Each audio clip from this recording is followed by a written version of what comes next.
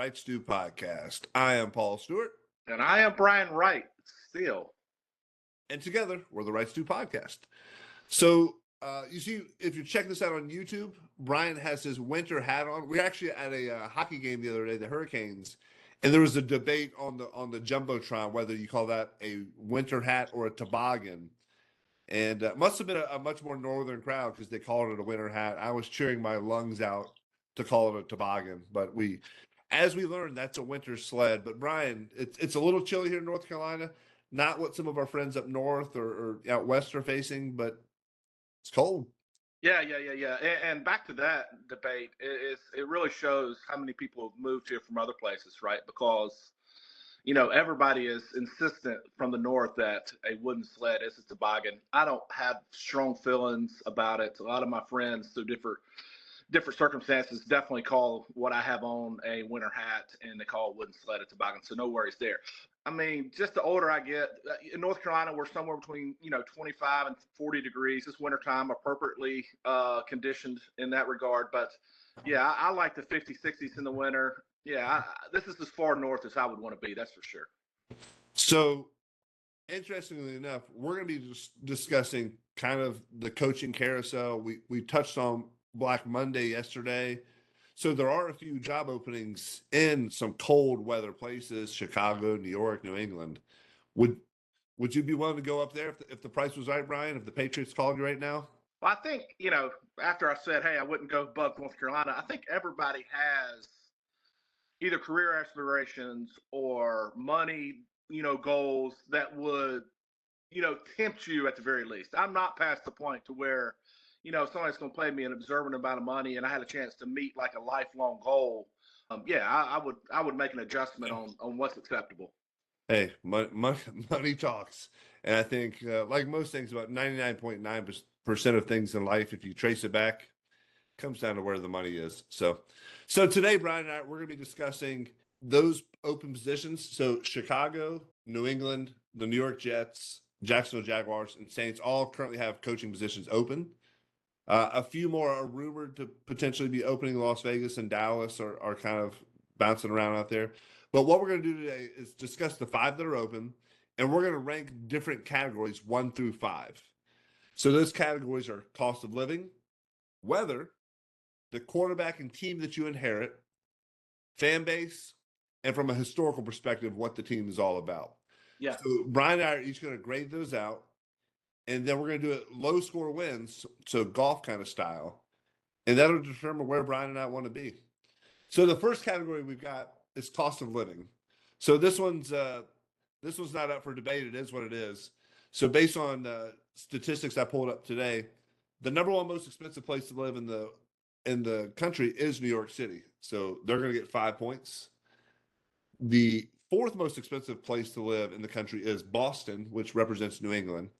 So they're going to be 4th on this list. The 11th most expensive place to live in the United States is Chicago. So they'll get 3 points on our list. The 15th most expensive place to live in the country is New Orleans. So they'll get 2 points.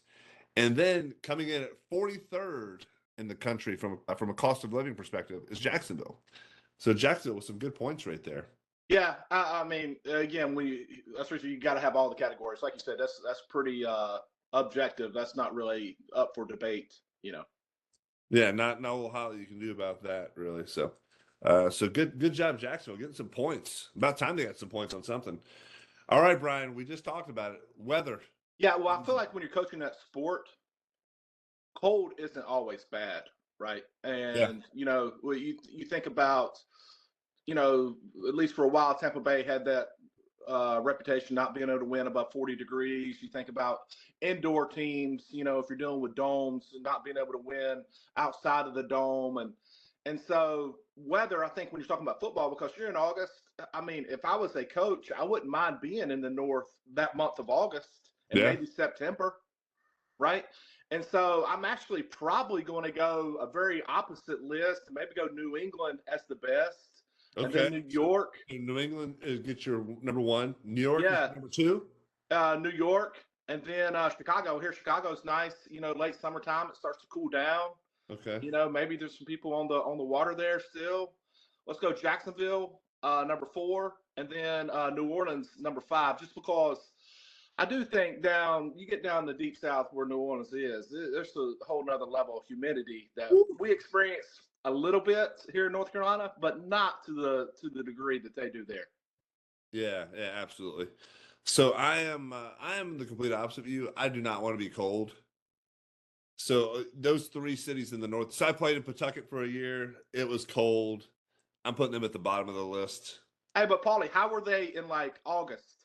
It was pretty awesome in August, wasn't it? Yeah, but November, December, and January make up for it in the southern cities in my book. So I played in the Midwest League, miserably cold. That's going 4th. Spent a little time in New York. That's going 3rd. The difference here, from a football perspective, New Orleans is playing indoors. Yeah. I like having your weather controlled the whole time. I like it being 72. So I'm going to put them at the top of my list. Oh, that's better thought out than mine for sure. And then Jacksonville is going to go to number 2. So I like it. That's where I'm at there. All right, the next one, and this one's much more football and focused. The quarterback and team that you inherit. We talked about it yesterday. It seems like anytime you say you've got a great head coach, there's usually a quarterback, a headline quarterback that is tied to that. So right now, the situation in Chicago is Caleb Williams. Yeah. You got Drake May in England. You've got Aaron Rodgers potentially with the Jets. That's up for debate. You've got Trevor Lawrence in Jacksonville and Derek Carr currently in New Orleans. And each of these teams, clearly there's something to be desired on the roster, or they wouldn't have new coaches right now. But different teams have, DJ Moore in Chicago and some really great young receivers with the Jets, Alvin Kamara in New Orleans. So there's some good things going on for some of these teams. Brian, where do you start with? Who's the last team that you would want to coach from that perspective? Well, it's kind of interesting, and you never would have done this a handful of years ago, but you got to go Aaron Rodgers. I mean, injuries, 40+ years old, coming off of an okay year. Really, he didn't have a bad statistical year. Actually, I'm going to change mine up. I think you got to go Derek Carr. Derek Carr is going to be my number 5. Aaron Rodgers, number 4. Number 3 is kind of a little bit tougher just because of, you got young guys. I'm going to go young guys, yeah. I'm going to go Caleb Williams, number 3. You're not high on Caleb, huh? Just because I've heard, one of the things I heard Belichick talk about it, that he wasn't a huge fan of him once he first got drafted. He immediately took off to Europe, and clearly all the tools are there. And I think maybe painting the fingernails throws me off a little bit. And some things. I've seen some of the numbers. Caleb Williams and James Daniels' numbers are pretty close this year. And some of that, hey, maybe if Brian Wright's coaching, things change in Chicago, though. Oh, there's no question. I think it's almost more of a personality standpoint. And maybe it's generational, right? Maybe I'm to the point of, old man, get off my lawn. Okay. And clearly Trevor Lawrence hasn't done it, but I'm going to have him number 2. And then Drake May, if he is the starter, I mean, Milton up there, the old Tennessee quarterback, looked phenomenal figured out a way to win a game where they didn't really want to win in New England. And so I'm actually going to put Drake May. I'm not convinced that if a new coach comes in there, they don't do something different at QB. I may be absolutely wrong there. But having a really super athletic quarterback, which Drake May is to an extent, just gives you so much of an advantage. Yeah. So I'm in a similar boat to you. Aaron Rodgers, 42 years old, coming off injuries, and just I'm putting him down at the bottom, just not knowing what's going on there. For me, number 4 is going to be the Saints. So I kind of flip-flop your 4 and 5. Yeah. Derek Carr is not a long-term answer in New Orleans. I think he's kind of a stopgap to whoever's next. Whatever they need for the draft coming up. Maybe he mentors whoever's next. I'm going to go 3 is the Patriots. So and it probably is Drake May. I mean, I think I may be alone in just saying, dude, the backup is got a hose and super athletic, but I may be. Yeah. So, and then for me, 2 and 1, I'm going to go Caleb Williams 2 and Trevor Lawrence 1. Wow. I know. I'm a Clemson homer. Fired. I've seen a lot of Trevor Lawrence. I think everything's there. and it might be one of those things you just need a refresh, get a new voice in there, get a new playbook. I think he's got the arm talent. Everything is there to do it. Not, and yeah, I got Caleb Williams number 2. It's not like that's not feasible either. But so that's where I'm going with that situation. All right, we got fan base, Brian. Fan base. Which fans do you want to play for? You're driving in, yeah, at 7 in the morning for your 1 o'clock game. Who's out there tailgating? Who gets you the most fired up as a fan base, Brian? Well, Well, let's it's start at the bottom. interesting. Who gets you the least fired up? Well, I think that's where I was looking at it from perspective, right? There were definitely some baseball games and stuff where you felt that there was nobody there, or there was the crowd was just there, booze or whatever. So Jacksonville is going to be the worst, I think, just from my perspective.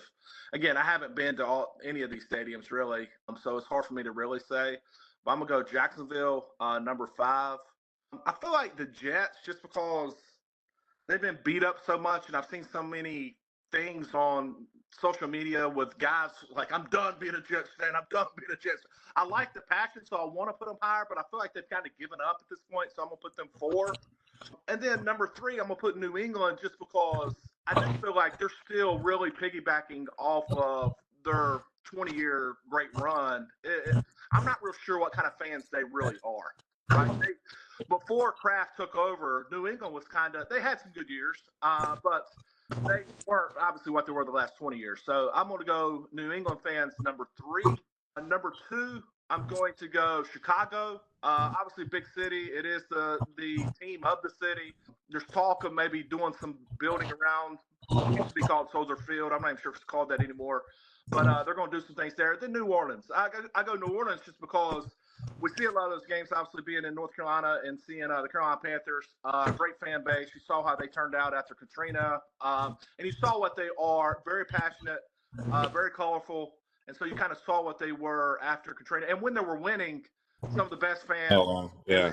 in the league. And you want to be able to scream "Who dat" all the time, right? Just For sure. Yeah. So I'm similar sentiment. Number 5 is Jacksonville. Just it's tough. They came into the league in '96, and we're both Panthers fans. Kind of.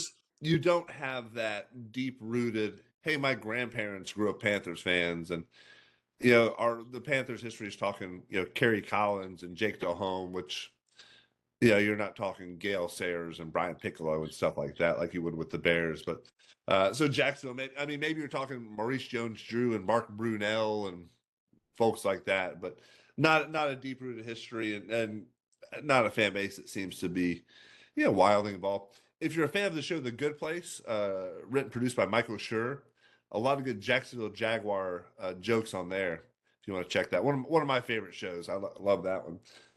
So number 4 for me is going to be New England. Similar sentiment as you. Just got high and mighty there for a long time. Got really spoiled. I think kind of, just a spoiled fan base. And now now things aren't going well. I don't feel like they're supporting the guys as much as they probably need to or should. Number 3 for me, going to be the New York Jets. Yeah, man, just a long history of getting beat up and losing. Been a long time since Joe Namath. And butt fumbles and all kinds of stuff. And they had some good runs there for a minute. When they had Rex Ryan, they went to the AFC, like 2 or 3 consecutive AFC title games. And they've had some decent teams, but it feels like they're perpetually number 2 in that city. Even if the Giants aren't good, they're perpetually number 2. Or if you're looking at the city holistically, it's Yankees, Knicks, Mets, Giants. Then they're technically in New Jersey. Yeah, true. Yeah, that's fair. So number 2 for me is going to be the New Orleans Saints.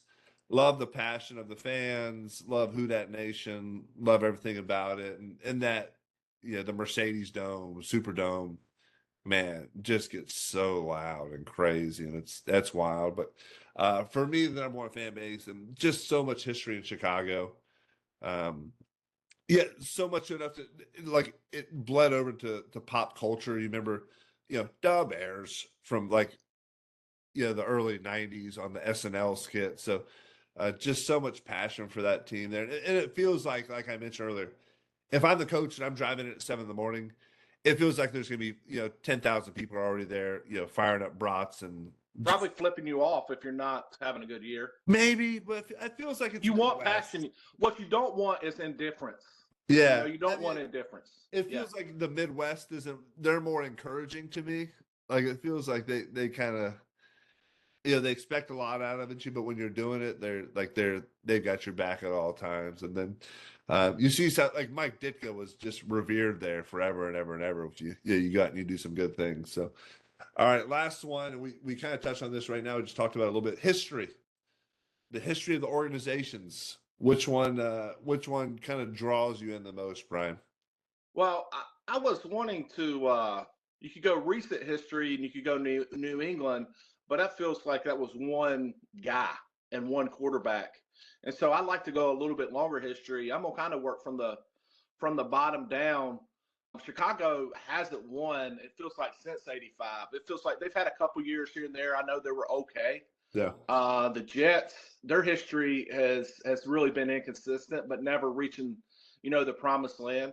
New Orleans is probably the best, most recent history. And then you got Jacksonville's, which is kind of non-existent. And so are you better off? The question is, are you better off not really having a history? Or are you better off having a bad history? So this is totally up to you, Brian. You're the coach. You're being interviewed. Think about it. Like if you're dating girls, are you better off not knowing their history or bad history or not knowing it all? And so I'm gonna go with not knowing it all. It puts Jacksonville a little bit higher up. I'd rather not know, right? I'm married, and so that's not really anything. But I would rather not know. And so Okay. I'm gonna go the Jets kind of history as making them number 5. I'm gonna go Chicago making them number 4. Gotcha. I'm going to go just because it is so recent. I'm going to go the New England Patriots, and really, I say recent, last 25 years, but making them number 3. Hey, what team am I missing, Paulie? What we're waiting for the Saints and Jaguars. Oh, geez. So I'm going to go. Yeah, that makes sense. Makes sense on my list. So I'm going to go Jaguars number 2.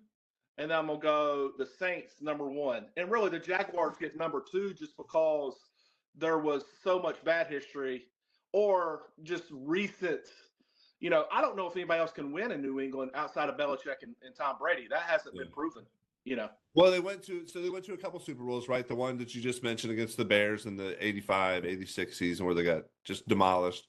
And then again in mid-90s, they played Drew Bledsoe against the Packers in that Super Bowl. So for me, I'm a little different. I kind of appreciate the history, everything going on, and that ties into fan base a little bit, what's going on. So obviously for that, Jacksonville's just at the bottom of that list. The Jets are going to be number 4 for me. I just don't.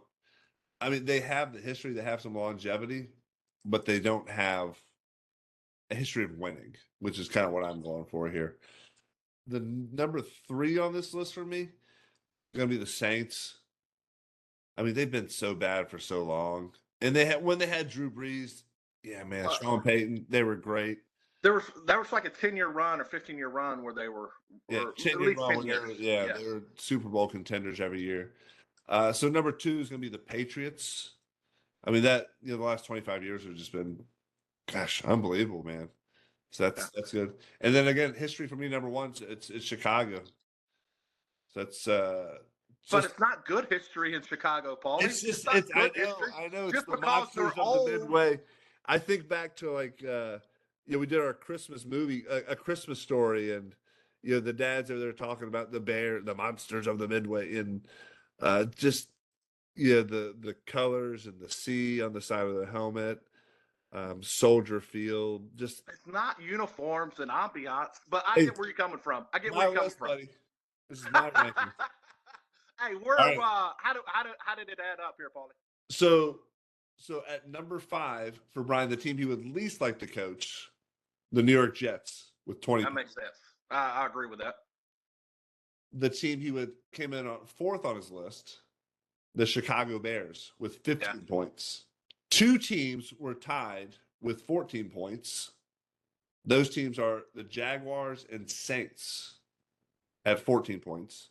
Okay. And with 12 points, the team, based on these categories, Brian would most like to coach the New England Patriots. Which I don't think if we were just saying, hey, what's the best job? I don't know if I'd have got to those numbers, or I wouldn't have got to that order. Honestly, it wouldn't be. I will happily accept that challenge. Me and Robert Kraft can go to maybe some clubs or whatever he likes to do. I know he. I think he likes massage parlors in Florida. Yeah. So maybe, I don't know. I'm available. So. All right. So on my list, the team I had at last was the New York Jets at 20 points. So we both had the Jets at 20 points in last. For me, the number 4 team was the New England Patriots at 18 points. The third place team for me would be the Jacksonville Jaguars. I guess my Trevor Lawrence bias didn't pay off. Second place team would be the New Orleans Saints at 12 points. And then the team I would most want to coach was the Chicago Bears with 11 points. So the fan base history and nostalgia, I think, really got me on the Bears. It did. One of the things we really didn't, and you probably should have, and obviously if you're taking this job, like what the GM, what that situation looks like, what are they going to allow you, how much autonomy, how well do you work with that guy? It would take a lot more digging into to know, right? Who is the Jets going to bring in as far as who's going to be their new GM? Who was that? These other locations. Yeah, there's a lot of other factors, and then a big factor you mentioned, like, hey, where does your wife want to live? Where do your kids want to go to school? I feel like a lot of coaches. I feel like a lot of coaches, they dominate. I mean, I don't want to say their wives have accepted that their careers, because obviously this isn't their first job. A lot of times it's like their 10th job. So I feel like a lot of these coaches' wives have like, hey, they understand this is part of the deal, and they'll live. I mean, if you're giving $3, $4, $5, $6, $7 million a year, most wives are going to be okay. Or you can go Belichick and just divorce, and get 40 years younger wife or girlfriend, whatever, whatever works for you. Old Chapel Bill, just a trailblazer, doing some different things out there. Awesome. So, well, that's all we got for you today. We hope you enjoyed kind of this breakdown of where Brian and I would want to coach, and maybe not where we thought we'd end up, but here we are in Chicago, New England. So we'll see if we face up in the regular season next year. Maybe Super Bowl. Maybe. Good. So a lot of fun games this weekend. So we're looking forward to those. Otherwise, excited to bring you an interview tomorrow with Nolan McLean. So be on the lookout for that. Enjoy your sports day, and we'll talk to you soon. Out. Go Pack.